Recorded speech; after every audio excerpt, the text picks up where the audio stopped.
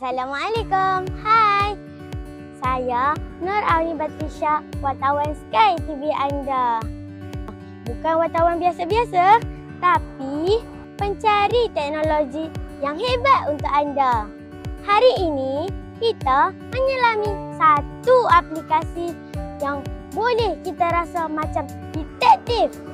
Aplikasi itu ialah Google Lens.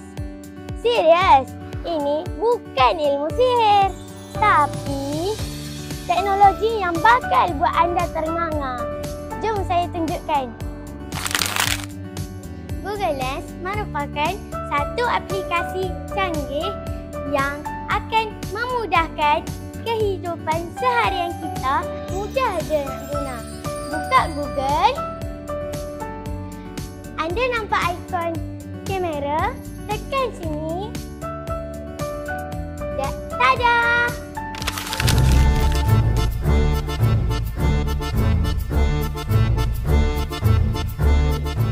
Ada yang nak buat kerja sekolah tapi tak tahu bahasa asing? Jangan risau, Google Lens kan ada.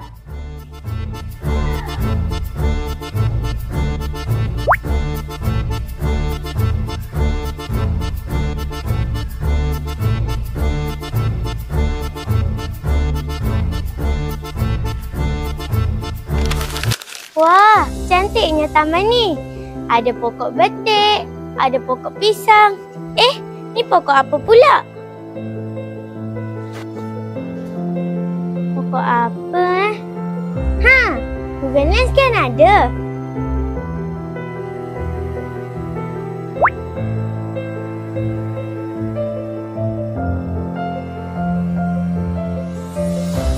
Oh, pokok kalamansi. Lima kasturi rupanya.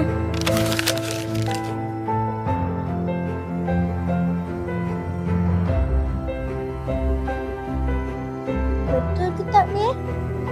Ada Google Lens lah.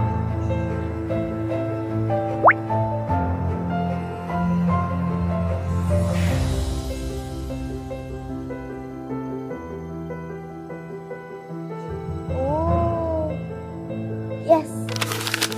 Macam mana Google Lens membantu kehidupan kita? Jom ikut saya. Wah. Apa kandungan dalam ni Tak fahamlah. Google Lens.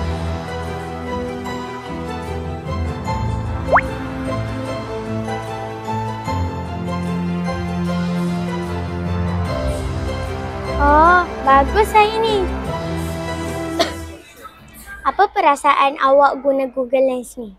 Saya dapat menambah ilmu pengetahuan baru, dapat membuat kerja sekolah dengan senang, dapat memudahkan kehidupan seharian saya. Google Lens cepat, mudah dan efisien. Nah, dah terbukti kan? Google Lens ni memang hebat. Klik, snap, terus dapat info. Membantu kawan-kawan kan? Saya Nur Auni Batrisya melaporkan untuk channel Sky TV. Jumpa lagi dalam segmen seterusnya. Jangan lupa like, share dan guna Google Lens. Okeylah, bye!